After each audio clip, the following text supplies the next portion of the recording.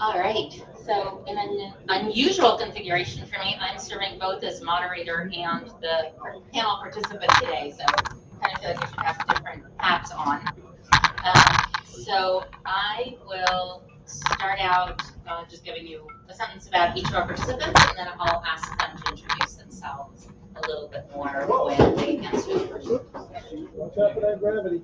Yes. Whoa. Oh, well, that's fun. For those of you on the live stream, we just had a table fall, but we're all good. Thank you. No one knows the water bottle. It's good. We're embarrassing. All right, welcome to our live stream participants as well. So we have a very distinguished panel with us today. Very honored to be here with these thought leaders and action leaders. We'll start with, all the way on the left is Ian Rowe, who's the founder and CEO of Vertex Partnership Academies. It's a new international baccalaureate high school opening in the Bronx here in New York in August. I'm sure he'll be thrilled to tell us more about that. And then we have Azra Namani, who's the Senior Fellow at Independent Women's Network and co-founder of the Muslim Reform Movement and the Coalition for TJ, among many other things. And we have Frank Shu, who is the President and Chair of Californians for Equal Rights. And I am Alina Kaplan. I'm the co-founder and president of the Alliance for Constructive Ethnic Studies. And I think we're going to dive in. So the question I'm going to ask each of our participants to start off is, what does viewpoint diversity mean to you? And if you can just say a couple words about your work and tell us what viewpoint diversity means to you, that would be great. And let's start with Ethan. Oh, okay. Hello, can everyone hear me? All right, excellent. I had a whole prepared answer for this. But I'm going to do something very impromptu to show you how I literally have had to deal with an issue of viewpoint diversity. So I just went to the bathroom. I don't know if everyone's, I don't know if everyone has seen the sign, right? The sign says all gender restroom.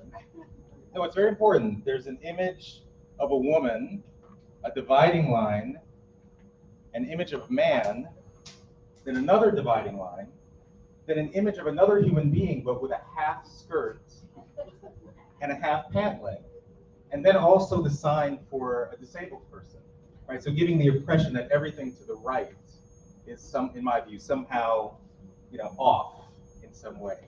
So I ran for school. So I do run schools, and among other things. But I also believe it's very important that when we have discussions like this, that we're not just talking about ideas, we're putting ideas into action, and that we always walk the talk. So in my own school district, where I live, I was getting concerned about issues around race and gender, so I ran for school board, and I won. Yay. But one of the first things that we did as a board was to tour our new elementary school, right, for kindergartners, first graders. And as our board was walking around our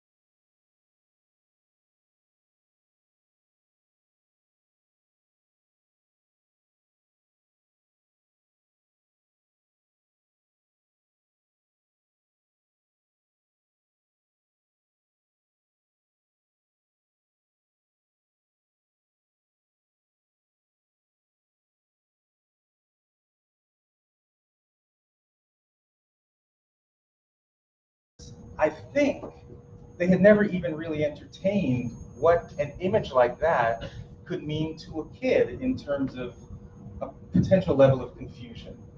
So we proceeded to have a conversation because I felt it was important that I was bringing a viewpoint into this conversation that maybe there's another perspective that hadn't been considered when this decision was made a year ago. Not in a hostile way, but perhaps there's an alternative. So like many topics of viewpoint diversity, if you know that you're going into a conversation where you're bringing a very different point of view, you also want to have the empowering alternative that someone can say yes to, so they don't feel that they're always backed into a corner for their view. So I had an image, because I'd done some research on the internet, and so I had another image of an all-gender restroom with an image of a toilet seat. Right? So this sign has now been replaced in all of our elementary schools, all of our middle schools, all of our high schools. And it was just, I know it sounds like a ridiculous example, but it's actually a sign of if you can engage in these conversations with respect, without a presumption of bad intention, and you can come up with an empowering alternative, we can make progress. And so that's what I see about viewpoint diversity.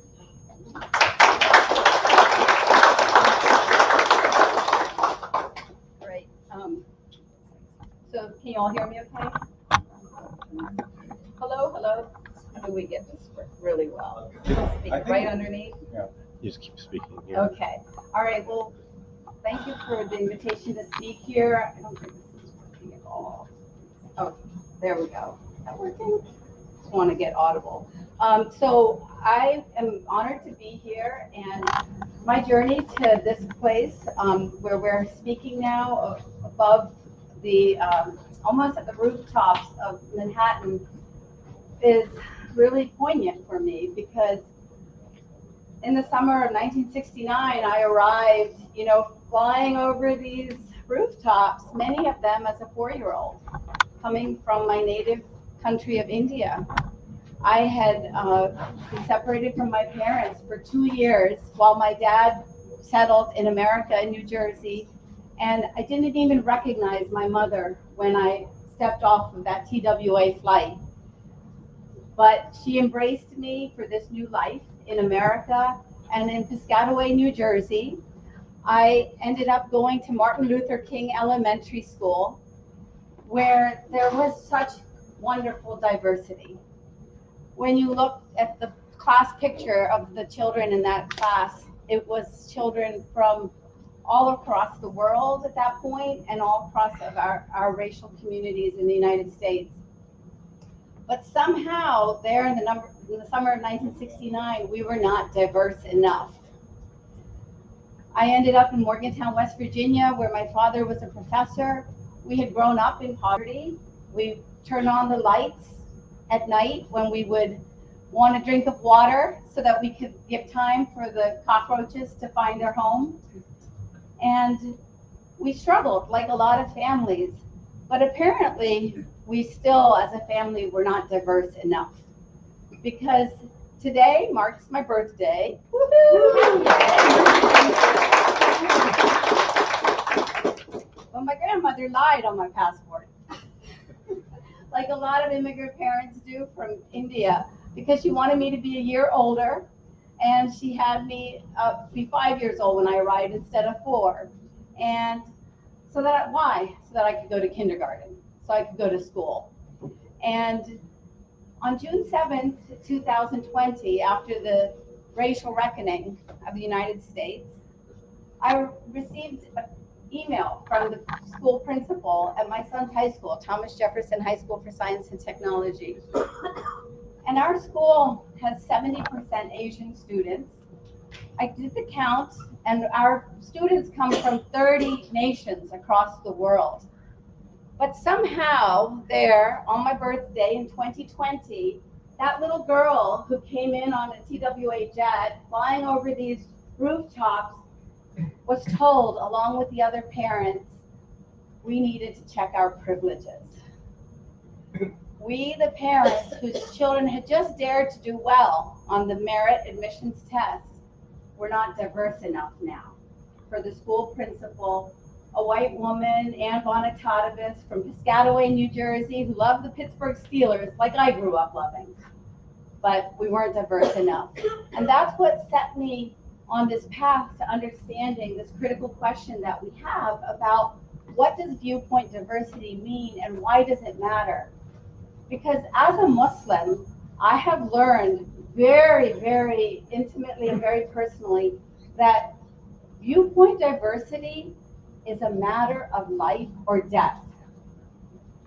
It is a matter of life or death. It is a matter of, in this country, of whether your spirit can survive and thrive. But in many nations around the world, it is a matter of whether you will have another breath on this earth. And why do I know this? Because I worked at the Wall Street Journal, and my colleague was a journalist by the name of Daniel Pearl. And that is why I'm honored to be here with you all today in the Jewish community, because my dear friend Danny walked out of a house that I had rented in Karachi, Pakistan after the 9/11 attacks. And the fact that he was American, white, Jewish, and of Israeli heritage was enough to slaughter Danny, to execute him, and to take from him his last breath on this earth. The fight that we're in is existential. I didn't go from chasing now having a showdown with my school board members because I just decided to take it easy on myself. I did it because our battle has become very personal and very intimate. And why do I know this? It's because the indoctrination that happened in our Muslim community, I don't think it's working. Is it okay? Yes. The indoctrination, that little girl cannot believe that her voice can carry now to the back of the room.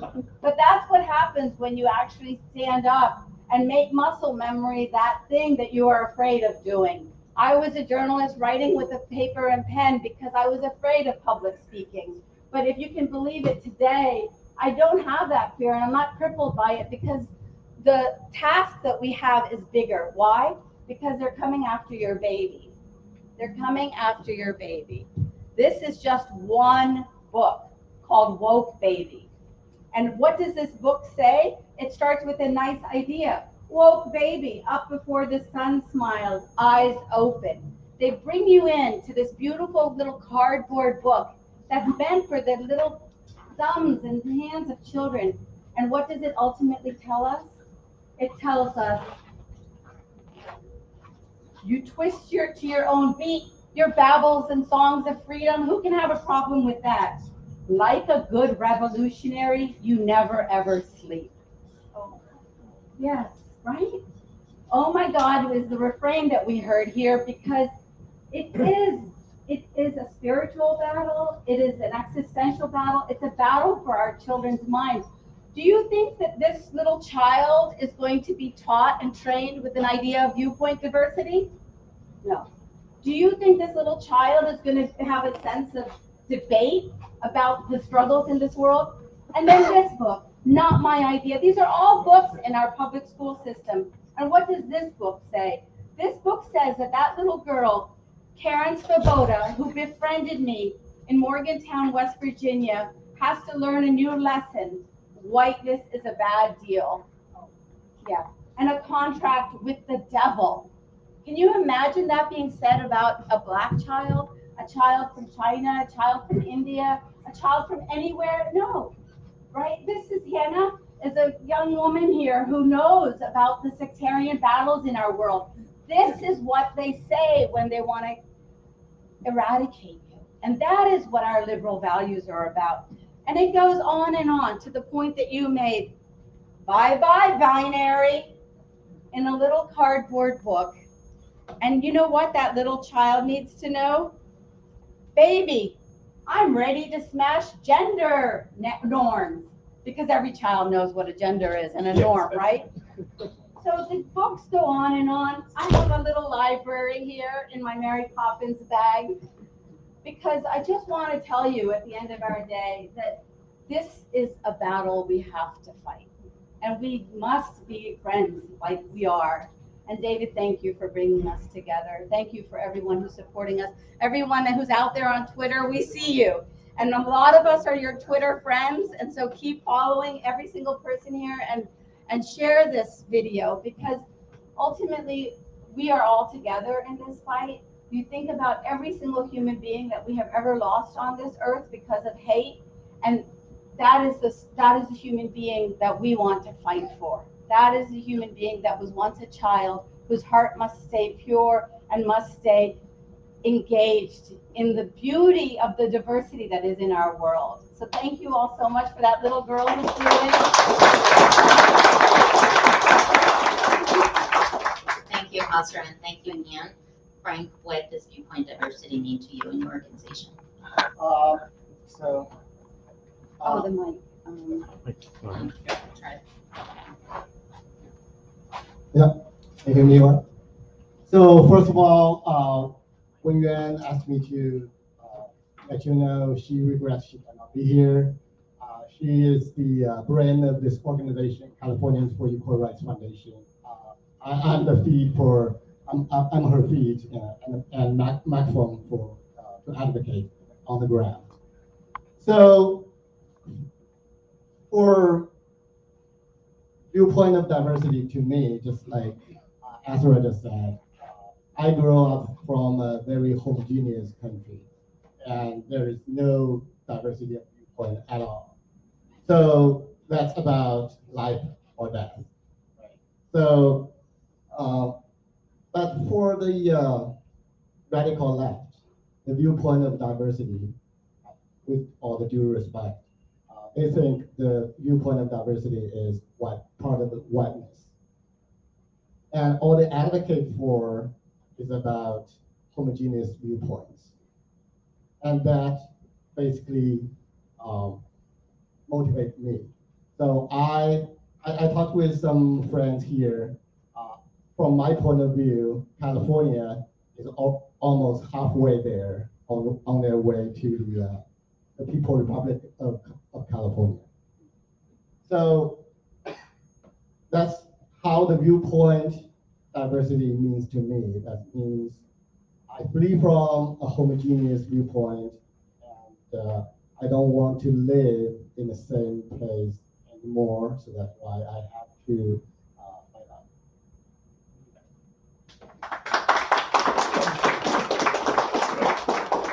Okay, I'll go to me. Lena, what do you think of viewpoint diversity?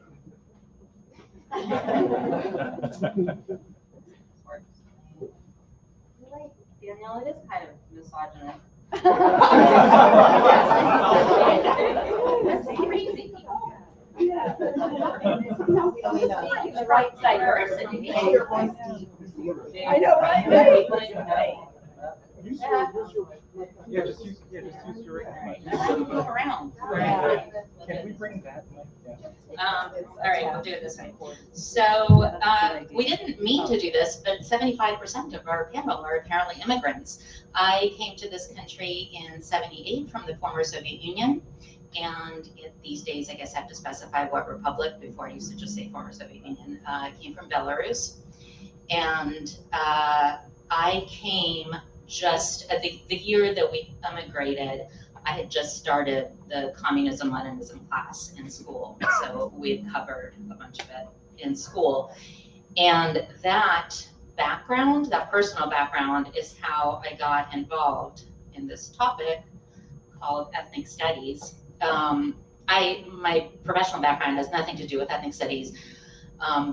However, when I saw what was happening with the ethnic studies model curriculum in California, I put my career on hold and started and co-founded this foundation, this organization called ACES, Alliance for Constructive Ethnic Studies. This topic seems both narrow and very specific, innocuous, and positive all at the same time, right? But what I'll tell you is that actually it's very broad and it is not necessarily innocuous or positive. I really want to walk around. Hold on. Okay.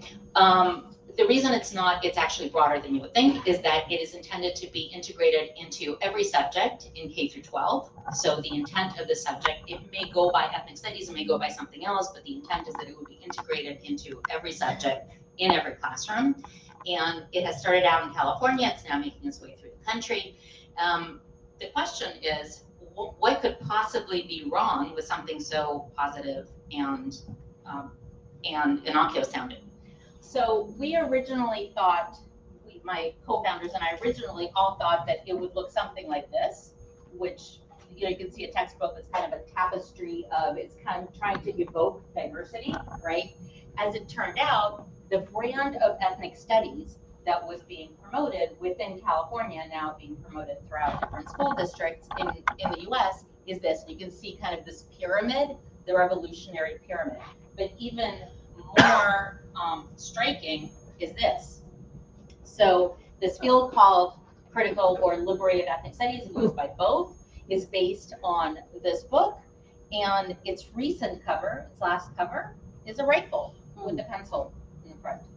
So try to wrap your head around, we are now going to teach children based on a pedagogy that comes from a book with a rifle on its cover. You can get a sense of what this Critical Ethnic Studies Association aims to do. Just take a look at the wording of this. And just to step back for a moment, the reason, I love the shaking heads, the reason that I'm telling you about this is that one of the ways that I think about diversity of thought is what is not diversity of thought. And the problem with this, besides being broad, is that this is how we get to the lack of diversity of thought.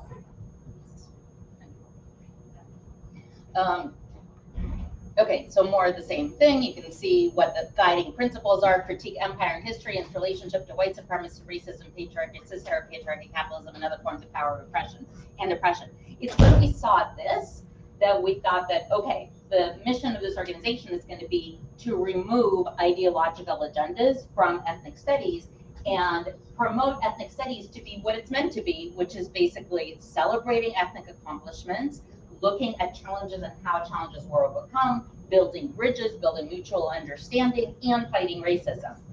But not this. This is something entirely different. So when we think about diversity of thought, or viewpoint diversity, we can look at a contrast. And if you look at the underlying portions, you got the resistance movement, struggle. So we're supposed to connect ourselves to resistance movements that struggle for social justice, to ensure truer democracy. For those of you that don't know, truer democracy is a communist term, is a Marxist term that means the abolition of private property. So now we're actually including in a guiding principle that we're striving toward truer democracy. And if you don't know that, then of course it sounds perfectly reasonable and innocuous, right? So this is part of the reason that this is happening, is much of it is going under the radar and people just don't know about it. So contrast that with what we would call constructive ethnic studies, which talks about teaching students about social justice. I heard the point about social justice. However, this compared to this is still a long way. There's still a big difference between that and teaching students about social justice, social responsibility, and understanding how they can become agents of change, note, without saying how they can do it. It's teaching them that they can become agents of change without telling them how. So in addition, when we talk about viewpoint diversity, in addition to diversity in what, there's also diversity in who. Who do you take as your role models? And so we see a list, this is a very partial list of the predominant role models that are listed in this type of ethnic studies curriculum. And you can see all this information on our website. It describes all these different role models. So we've got Oscar Lopez Rivera, who led a paramilitary Marxist-Leninist organization that was responsible for over 100 bombings. This one, Yuri Kochiyama, is interesting because on a specific topic of Japanese internment reparations, where there's a natural answer for who you would hold up as role models, which would be Congressman Norman Mineta and the Matsuis, we highlight Yuri Kochiyama, who was a Maoist advocate and spoke out as an admirer of Osama bin Laden. Okay, so who's missing?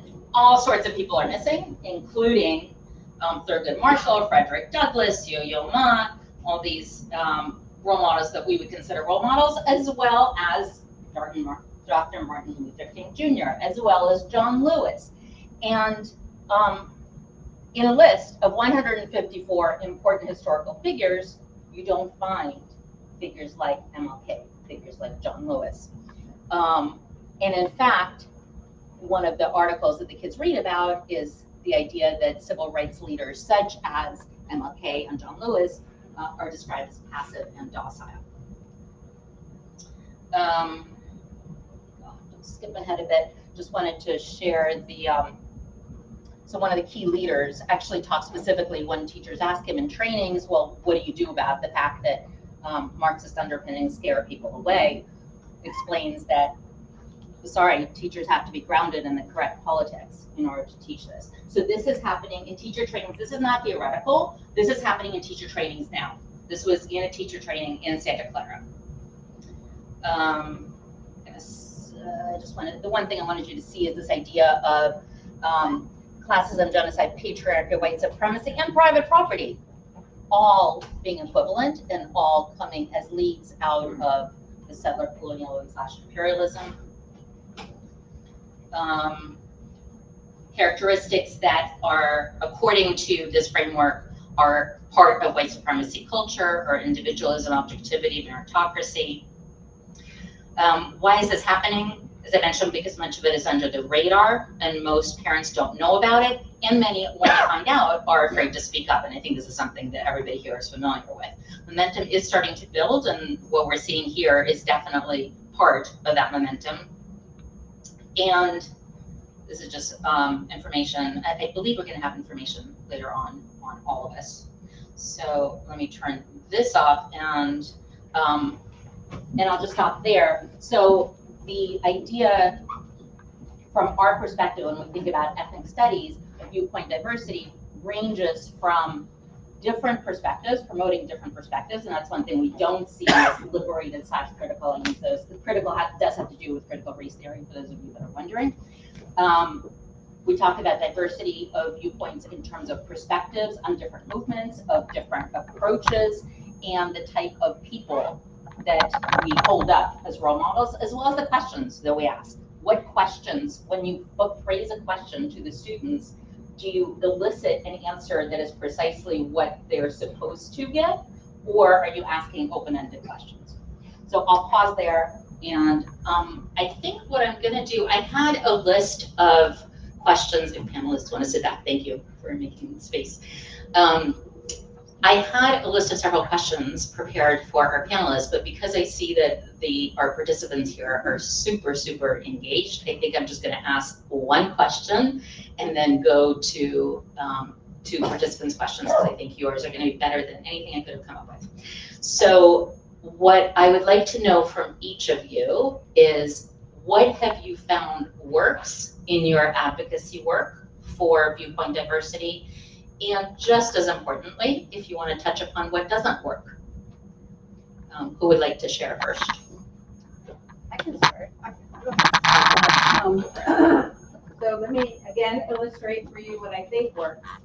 I wasn't fancy enough to be able to get a PhD in rhetoric, but I like to flip narrative on people. I was a journalist. I've been a journalist all my life, 3 decades. And this is just one example of a jacket that I made. This was a jacket that I wore to speak to my school board about the discrimination. And why did I wear it like this? Why did I wear it? Because they won't show our faces any longer when they broadcast the school board speeches. They just show us from the back. So I wanted to give them a message. And Fairfax County is our county, and I wanted to play with the words. And I think words are so important because words have been hijacked. And so this is another example. Well, they wanted to call us Asian tiger moms, right? And kind of shame us shame us for valuing education. So then I turned it around and said, we're the mama bear movement. Because who can ever have a problem with a mama bear? And a mama bear can do what she needs to do to be fierce. And that's what's so critical. And then what about all of those words, those names that they call us?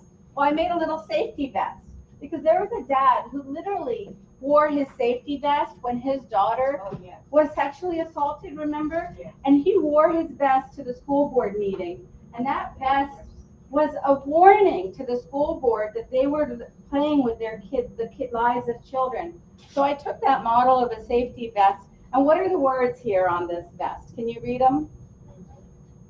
A is for activist. That's in a book. What are the words that they, anti-racism, whiteness is a bad deal, implicit bias, explicit bias, gender unicorn, the white oppressor, and Asians as white adjacent. You know, these are the words that are used against us in order to silence us and shame us.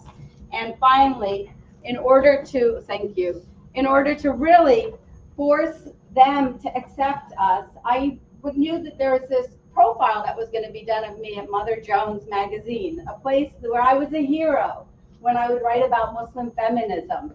Well, I was afraid that it was actually going to become a hit piece about how I, this Asian woman, was now an agent of the conservative right wing. So I decided no matter what they said about me, I was going to wear my shirt. And my shirt declared proudly that I was a mama bear. And I said here, this is what they call us: domestic terrorists, white adjacent, white supremacists, QAnon.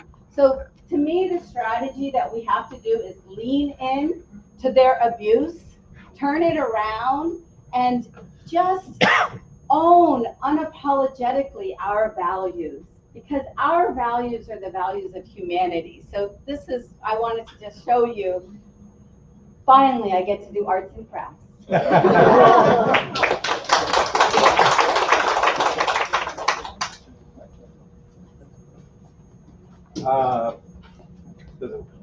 Does it work? Yes, it does.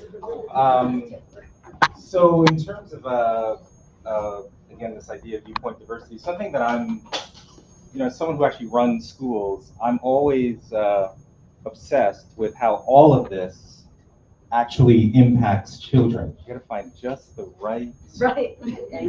But it's very intermittent. Can you hear me without it or no? Yes. Okay. So when you have officials like what you just heard in the ethnic studies talking about, really the most salient characteristic about you is your skin color or your gender, and then their values associated with that automatically, like you're an oppressor or an oppressed, and it's coming from your teacher, your principal, the administration. Like, what impact does that actually have? I mean, I ran, for the last decade, I ran elementary and middle public charter schools in the South Bronx, and now we are launching an international baccalaureate high school in the Bronx in August. And so I'm very interested in this question. And so some of you may have seen just in the last few days, the Knight Foundation, every year they do something called the Future of the First Amendment survey of high school students across the country. They've been doing it for about 20 years. It's actually very interesting to look at the data over time.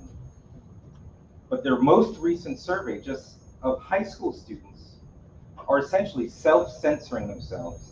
Only 19% of students said that they were very comfortable voicing disagreement with ideas expressed by the instructor or by other students.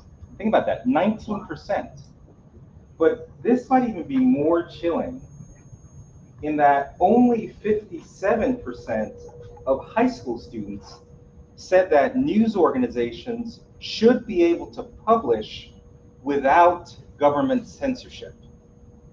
Only 57%. So flip that around, nearly 4 in 10 high school students seem to be indifferent to the idea that a news organization it's okay if there were government censorship.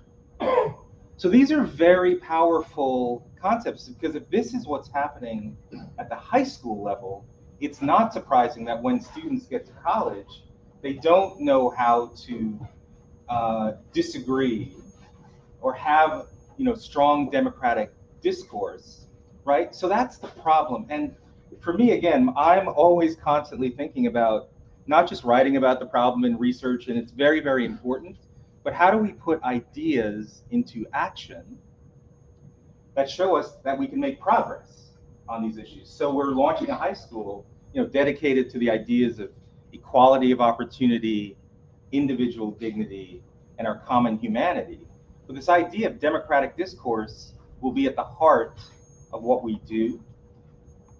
And so we were thinking about, how do we hire teachers that wouldn't do the kinds of things that have just been described here? So I had been asked by C-SPAN to do 2 debates on critical race theory with a professor from Brandeis University, and talk about not including historical figures. I believe I won this debate quite handily, but this professor, a question came from the audience, how do you square this with the work of Thomas Sowell? And she said, who's Thomas Sowell? So just amazing. This is an expert on critical race theory. But we've now made watching that debate on C-SPAN part of our hiring process for all teachers who are interested in teaching at our school. Because we want to know, do you have the ability to create that kind of environment in your own classroom so that you can facilitate this idea that we can disagree, we can have debates across difference. And we think, A, that people are screening out who are like, no, if you're not critical race theory, then I don't want to teach at your school at all. Great. Thank you for saving us both a negative experience about 6 months from now, right? But also, you have to signal your values. That's one of the things I think that's so important throughout so much of this discussion is we have to build institutions that reflect the values that we want to inculcate within the rising generation. And then you have to stand for something. You have to make it explicit. We have to make the implicit explicit. It used to be that you could just assume, a bathroom sign wouldn't have people with a half skirt and a half pant leg on it, right? But that's not the world we live in anymore. So how do we operate with core principles and core values? And so that's just one of the things that we're doing to signal to anyone that wants to work with us, this is what we stand for. True democratic discourse. And if you're not interested in that, that's okay. There are other institutions that may be aligned with whatever ideology you have. But when we see the impact of what these kinds of ethnic studies or these books have, when it's coming from your teacher, that's a level of authority that tends to suppress the idea of viewpoint diversity. So we have to work hard, not only to call it out, but we got to do the hard work of actually building institutions that actually do this work. So.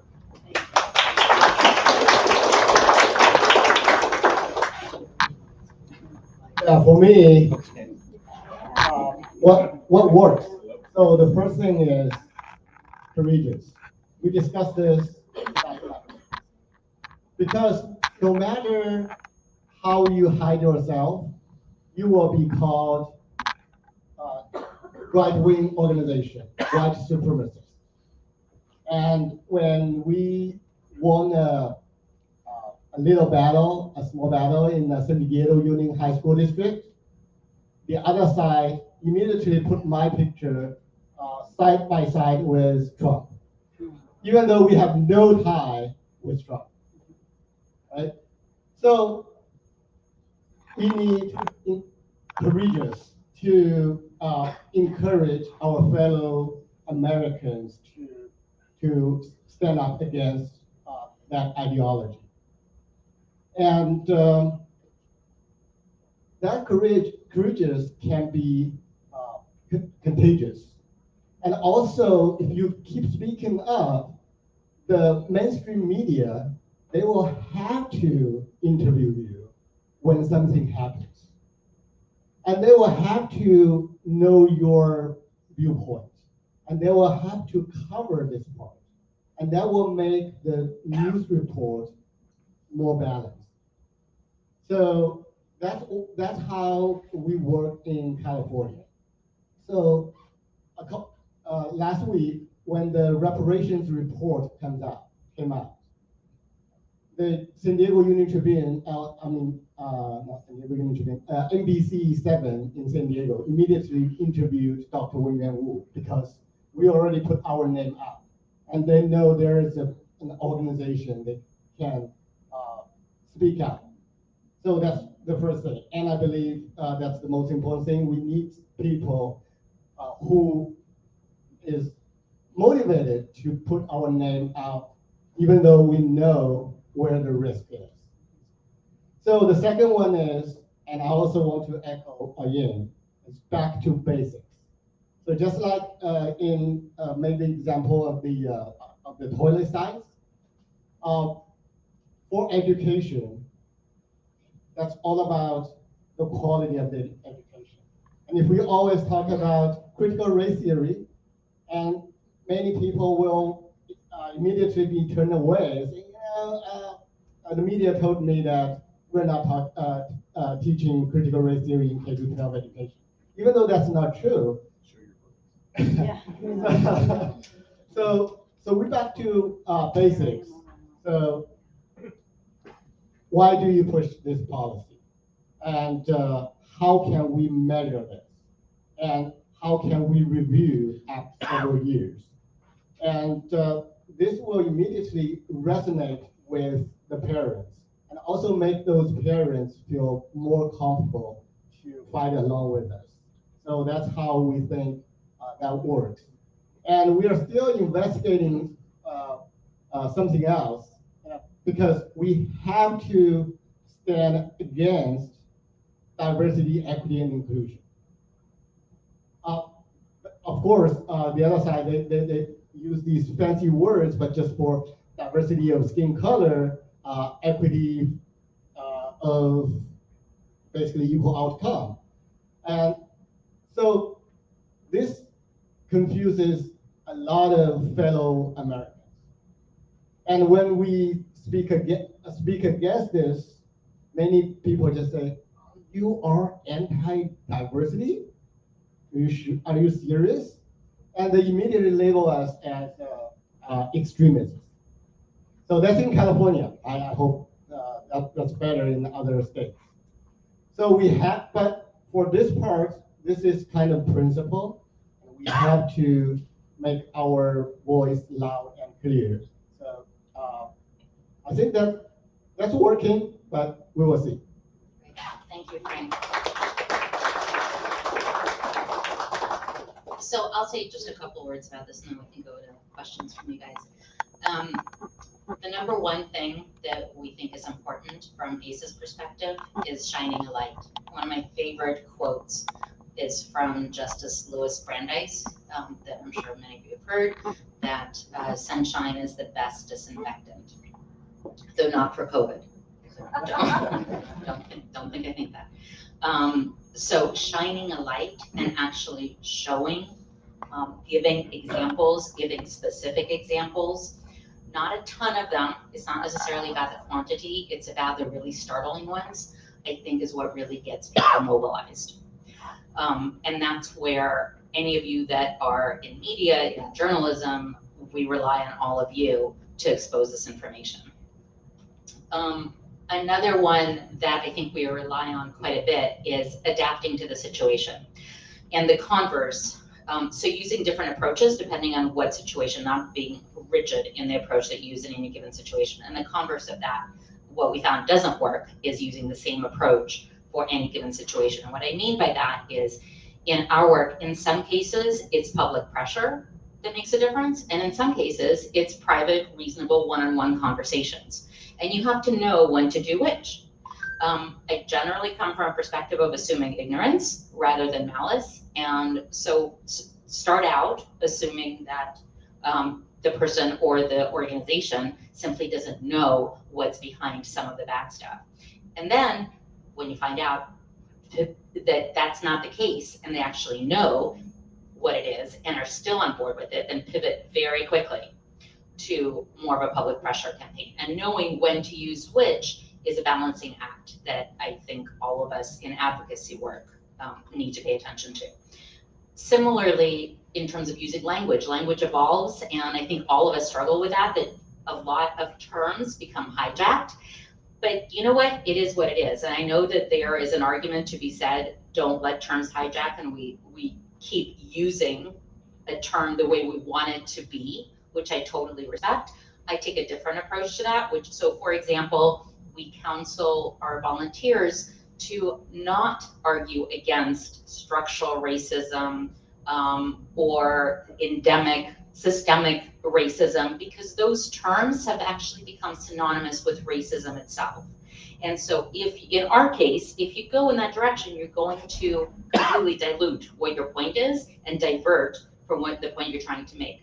So we often find ourselves having to keep up with our messaging and changing messaging as things go along. Again, I fully respect those of you that believe that we shouldn't allow terms to be hijacked, but that's one thing that we found works for us, is to keep adapting our messaging to language as it evolves.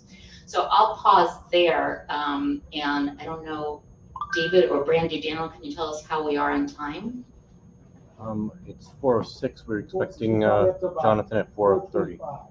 Okay, great. So we have time for questions. Go I for got a question. So I believe you said you were born in Belarus, is that correct? Mm-hmm. My question is, do you recognize echoes of your experience in Belarus and what you've seen with the ethnic studies in California? I mean, to me, it seems a lot like an American Soviet mentality. One of my friends, Isabella Topogrowski, has written about that in Tablet magazine. Can you comment upon that? Are we living through the American Soviet mentality today? I highly recommend that everybody read Isabella Topogrowski. She's fantastic. Yeah, so what we find in this space is that the people that get this the most are Jews from the former Soviet Union. These are among people that get what oppression is. They left the oppression because they were coming into supposedly freedom. And when they read these types of curricula, it completely resonates. So what happened to me, because I'd only had a year of this, I only had a sense as I was reading through, the first time I was reading through the ethnic studies model curriculum, which was kind of the first model of this, my eyes almost popped out of my head, because it was like, there was this sense of, but the words are in English, right? They're not Russian words, so you would think, why? But the concepts are there. The concepts are there, the general ideology is there. When you talk to people that came as adults, they will absolutely tell you this is the stuff that we escaped from. We hear the same thing actually from Chinese. I see a lot of nodding heads fleeing the Cultural Revolution, same thing. These are people that look at the stuff and go, please, we know where this leads. And we've gotten, we had a petition from a group of Russian emigres who basically said, I can't believe that we're seeing the same stuff that we fled from. And here we are, many years later, seeing this in American schools. So yes, absolutely, it's there and it's very blatant. Yeah, maybe I want to add a comment. I'm also shocked by what you and also Ezra disclosed. I'm writing book. It's almost as pervasive as Chinese Communist Cultural Revolution. I'll give you a couple of examples. In China, all the institutions, education, non-education, had a class struggle theory education since 1962, right? And then even the marriage certificate, they have Chairman Mao's word. Don't forget class struggle. Means in your family you may have class envy, okay? And the many cartoons, for the education sessions says, don't forget the hardship of class and also the hatred of the blood and also in the blood, right? They inside people fight against each other, one group against the other, spreading the hatred. They believe, the peasants, workers are being exploited, are oppressed by the landlord, right? So that's kind of pervasive education, just 4 years later, they trained, tens of millions of red guards, launched violent cultural revolution, and killed millions of innocent people. So that kind of a situation I want to share with everybody. Actually, I'm writing the book compare what's going on here with Chinese Cultural Revolution. That is content in my book. I want to share. Thank you for that comment. Yeah, I would say that anybody who wants to, who has access to people that came from communist countries, I would encourage you to have conversations with these folks, because they know where this goes and how this ends. Okay, I'm going to ask that we limit the questions to questions, just because we'll have lots of opportunities to interact with each other. And what do we have to any of our other three panelists? Go ahead. Yeah, I was wondering, we talk about viewpoint diversity, but I think a part of the problem is that they're teaching the wrong things in school. They're not, they're not teaching objective facts. They're teaching viewpoints, like, for example, that we don't agree with, like capitalism is bad. Some groups are, better than others. So I guess how much of the discourse, in your view, should be about viewpoint diversity versus what's right and what's wrong? Yeah.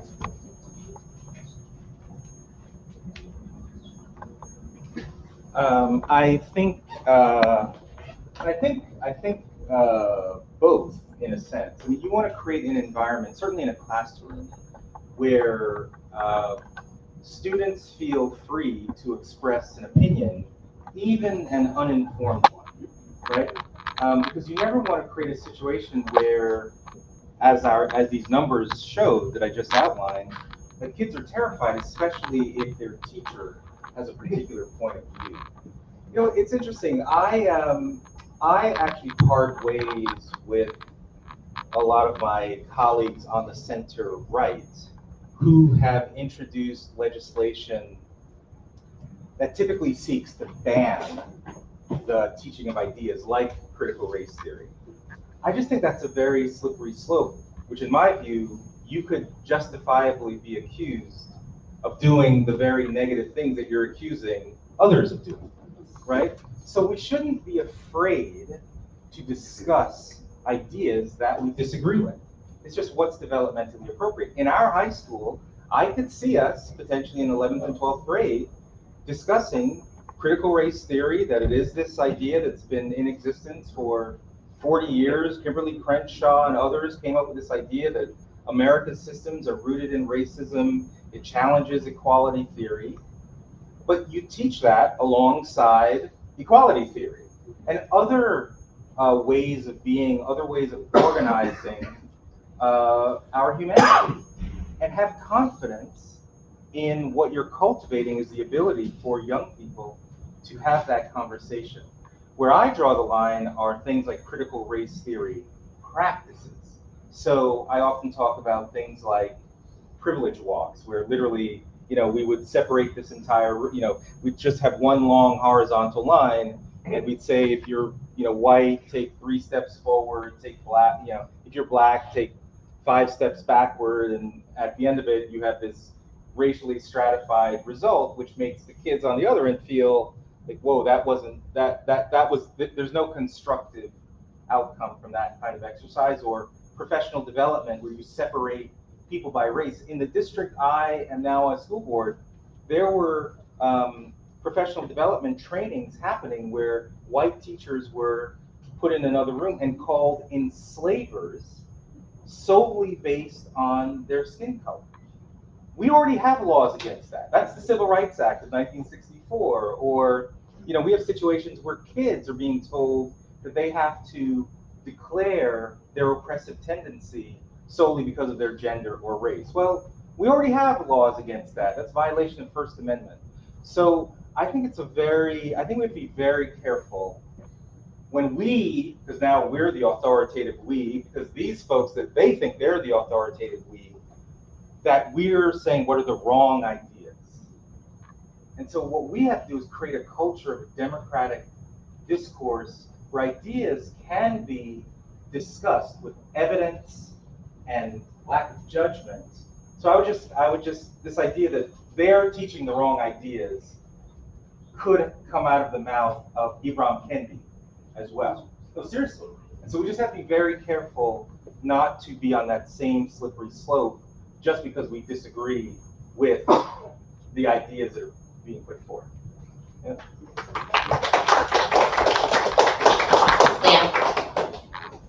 So yeah, so in school district, I feel like we are fighting by trying to, for example, diversity. We can redefine that should include diverse viewpoints, inclusive, which it should include all kinds of viewpoints. But I am not sure how do we fight against now our school district wants to do education equity.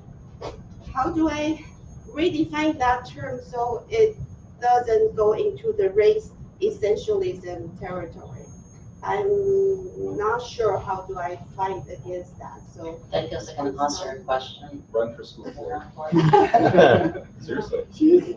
I was on the school board. So But the current, I'm on the city council now, but our current school superintendent, we have tried to stop their movement, the training of teacher by National Equity Project. They train all the administrators. We stop them so they don't train teachers. We stop their audit report, but now they continue to want to form EDI committee. Fine, then we just redefine DEI in a way we like, but they still want to push education equity. So I'm wondering, okay, they want to go that way. How do I balance that out in a way education equity can be defined in a way that helps everyone? So. Well, for me, we have to prepare for a long slog. I mean, we have to be as relentless as the folks who continue to push kind of ideology. When I ran for school board, there was a DEI policy being discussed that was coming to its last vote, and in the language, it was heavily focused on equity. Literally, the word equality never even appeared in the policy. Like, wait, the words equality of opportunity didn't appear at all, but the word equity appeared something like 20 plus times. But there was a phrase that the entire policy was designed to eliminate equity gaps. Said another way, by group, right? So said another way, that meant equal outcomes by group. And again, I try to assume best intent. Like, do you realize? So I literally asked this question. So, are you saying performance of white students must equal that of black students? Religion is another category. So Jewish students have to equal Catholic students. So I went down the litany, and they saw how ridiculous that sounded, and it almost became a humorous thing where we were all able to say, no, that's not what we meant. Great. So that term, eliminate equity gaps, was removed from this otherwise still amorphous DEI policy. But this is the kind of thing where you have to, I think one of the challenges we have is that we start with the demonization, and it's very hard to make any progress from that point. So I really try hard not, to assume best intent and just eyes on the prize. So in my case, I would not assume best intent. And that's viewpoint diversity. Yeah. Yes, Yes, exactly. that is viewpoint. And I am well trained as a journalist to always follow the money. And I think it's critical to understand that this is not just the issue of one school district and one diversity consultant. This is an industry. Like, I call it the woke industrial complex. But for example, when the parents were equated to domestic terrorism by the School Board Association, we ended up getting 500 pages of emails that I spent all of last Friday night reading.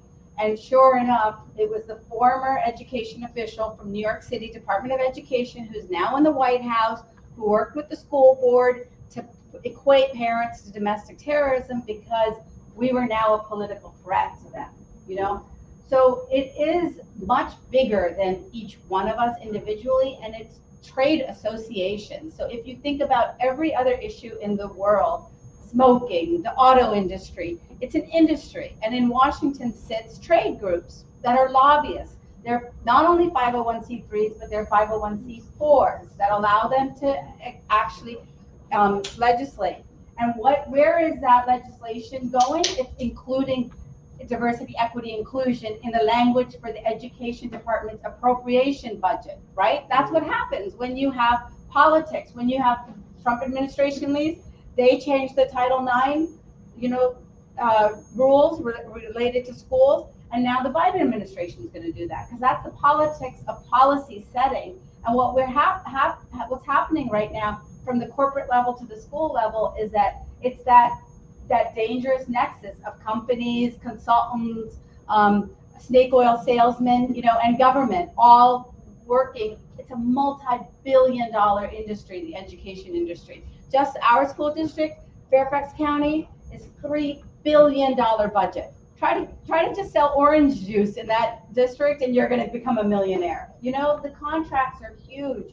And so you got to argue the rhetoric, definitely just like you did masterfully, and follow the politics in your community, but recognize that you're part of this larger machine, and we have to fight the machine right now. Yeah. And I also want to chime in just one word. So from the grassroots organization point of view, the best way to have the parents and community members to be with us fighting against the education equity is education excellence. So who do not want our kids to have a better reading and writing and math proficiency? And they will be with us. And connect this education equity with the basics. They will harm all of our kids. Good, Michael. Are there numerical benchmarks that you can see where someone says we have this number of this ethnicity of students and this is failing to meet a target number? Or can they get away without this by soft pedaling it and saying, well, those numbers are not available to the public? Say a little bit more. So, for example, if you say we have entrance exam and essays, and we are counting those by race, and these are the scores by GPA, does somebody say we don't have enough Asian students, or we have too many because they have passed this number? So I can just say, so for Fairfax County, Virginia, what they literally said was that our racial demographics at the school did not match the racial demographics of the county. So that's how they decided that the metrics were wrong. And then they rigged the entrance admissions so that they would give bonus points for items that were essentially race proxies. Because back to like our original conversation earlier today, they decided that the only Blacks that they thought were going to be the new demographic were those with free and reduced lunch meals, right? So the ones from the lower socioeconomic group. So then they made that bonus points. So that's how they rigged the numbers. And yeah, if I understand your question correctly, in New York City, in specialized high schools, right? I went to Brooklyn Tech, one of the specialized high schools, and when I was there, it was very racially diverse. It was a great high school experience. Now there's significantly less Black and Hispanic folks, students in the classrooms, and higher percents of Asian students. So when Bill de Blasio was mayor, when he looked at that, he saw those ethnic differences and outcomes and just assumed it must be racist, right? It must be racist teachers, it must be racist exams, and so therefore the only way to solve this problem is to get rid of the racist exams. And then they also then called us racist. Exactly. Like we're now resource hoarders. So that's on my shirt too. Like that's because we were hoarding the resources of the school district, and segregationists too. We became segregationists. Right. So, but again, what's the empowering alternative to push back against that argument? There are two answers. One is, how about we improve the quality of the K-8 experience of all students, particularly in low-income communities where there isn't enough school choice? So that's thing one. And second, if there are all these students that are being locked out from going to great high schools, then let's build more great high schools, which is what I'm doing, right? And so always you have to, what's the empowering alternative to a bad idea? The way we win is to have better ideas, not just to demonize the other side. So this is the first time I've heard the term viewpoint diversity. I obviously have like heard it without the actual name. So I'm still kind of getting acclimated to it, so please bear with me. I think one of my questions is just like, and I guess it's going to be a testament to this, how would you define the value of viewpoint diversity to you? Because in hearing y'all talk, I was picking out a lot of really great points of like why we need to be paying attention to a lot of this stuff, specifically in education. But then I was also still hearing a lot of the same like master's tools rhetoric, if that makes sense. And what does that mean? Like, oh, sorry. I don't know. Like, using the same system that we're trying to fight to fix the problems in a way. And that could just be me trying to be all like, burn it all down. I know. But yeah, the values part. And then the other question that I had for you specifically was about the books that you brought up as examples, because I'd never seen those ones.